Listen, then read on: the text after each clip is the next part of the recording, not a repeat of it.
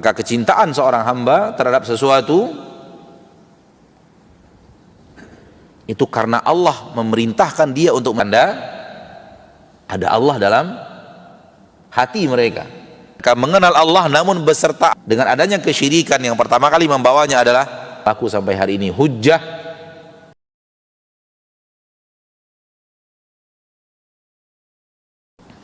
Kemudian Allah sebutkan tentang tauhidnya orang-orang yang beriman. Setelah Allah menyatakan syiriknya orang-orang yang tidak bertauhid, setelah itu Allah sebutkan bagaimana kalau orang yang bertauhid itu bagaimana. Allah mengatakan walladzina amanu asyaddu hubban lillah, dan orang-orang yang beriman lebih bersangatan cinta mereka kepada Allah. Imam Ibnu Qayyim al-Jauziyah rahimahullahu taala mengatakan di dalam kitab beliau, fatauhidul mahbubi alla yata'addada mahbubuh, mentauhidkan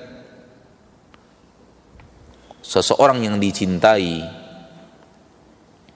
mengesahkan dalam cinta seseorang yang dicintai, alla yata'addada mahbubuh, jangan sampai ada berbilang yang dicintai itu. Jangan sampai berbilang. Berbilang bisa 2, bisa 3, bisa 4, bisa 5. Jangankan 3 atau 4 atau yang lainnya, 2 saja sudah berbilang, jangan sampai.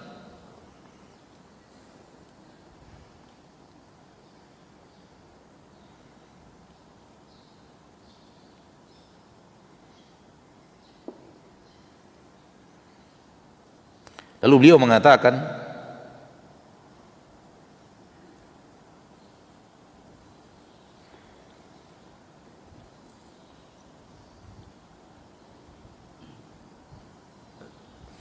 setelah beliau berbicara panjang, beliau katakan hendaknya cinta seorang insan kepada selain Allah wa antakuna mahabbatuhu li ghairillah tabi'atan li mahabbatillahi ta'ala. Kalau toh harus mencintai, akan mencintai sesuatu selain Allah, maka jadikanlah cinta kepada selain Allah itu adalah cabang dan mengikut cinta Allah.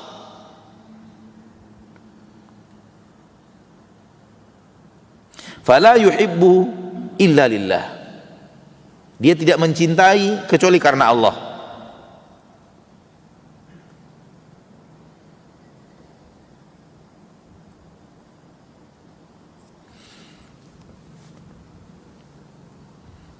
Maka kecintaan seorang hamba terhadap sesuatu itu karena Allah memerintahkan dia untuk mencintai itu.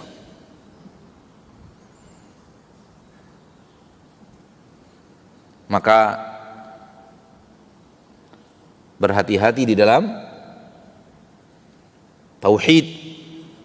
Yang khusus dalam bab ini adalah sesuatu yang ada dalam hati kita bernama cinta, dan cinta itu adalah pokok utamanya tauhid.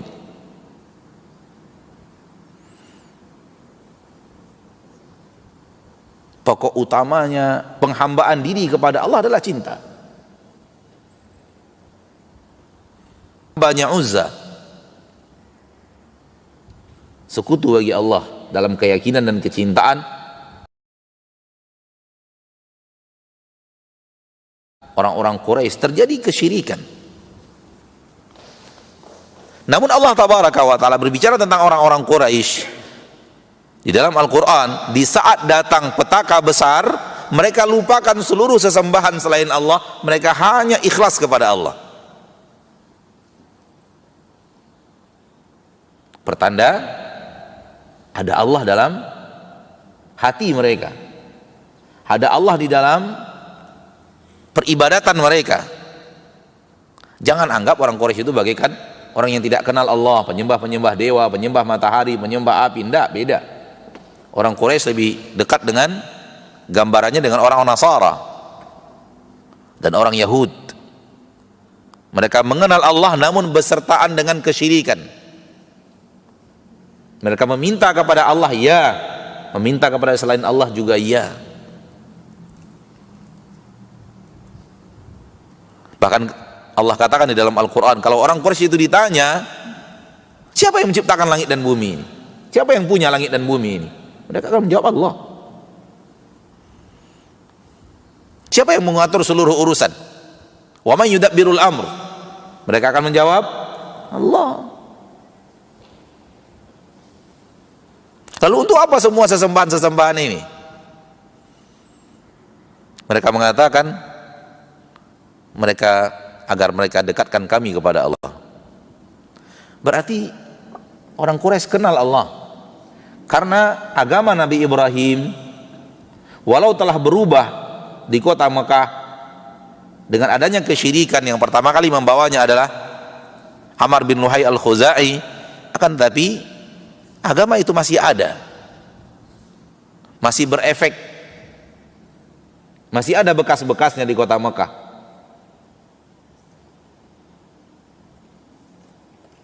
Nah, jadi kecintaan mereka kepada Allah ada, namun mereka juga memiliki kecintaan kepada sesembahan selain Allah Rabbul Izzati wal Jalal, dan itu yang Allah tidak suka, dan itu yang Allah sangat benci subhanahu wa ta'ala dari perbuatan hamba. Oleh karena itu dakwah Nabi Muhammad, tinggalkan semuanya, tinggalkan Lata, tinggalkan Uzza, tinggalkan Hubal, tinggalkan Manah, tinggalkan berhala-berhala yang diibadati di sekitar Ka'bah ini. Nggak ada ini, semuanya nggak ada yang bisa memberikan nafkah kepada kalian, tak ada yang bisa memberikan rezeki kepada kalian, tak ada yang bisa menahan mudarat dari kalian, tak ada yang bisa memberikan manfaat kepada kalian, tak ada yang mendengarkan seruan kalian kepadanya, tak akan bisa menjawab seruan kalian kalau mereka dengar. Tak ada, ini bohong semua ini. Hanya Allah satu-satunya. Itu yang mereka tidak mau.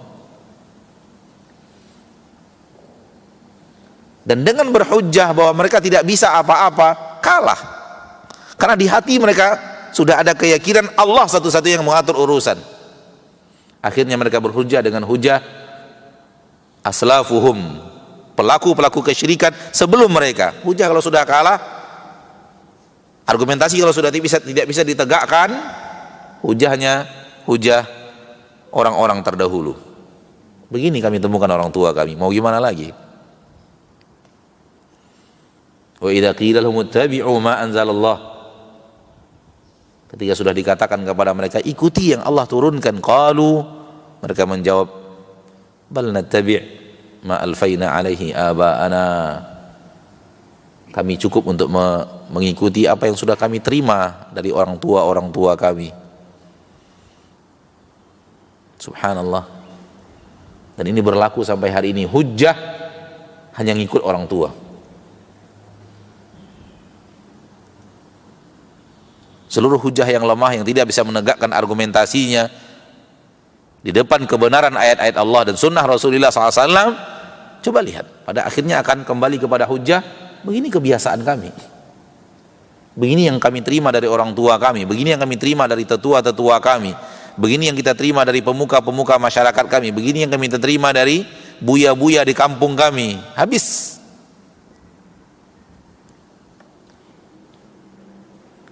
Allah bantah dengan bantahan yang sangat tegas di dalam Al-Quran. Awalau kana aba'uhum la ya'qiluna syai'an wa la yahtadun. Walaupun orang tua mereka enggak faham apa-apa dan tidak mendapatkan hidayah, harus diikuti juga.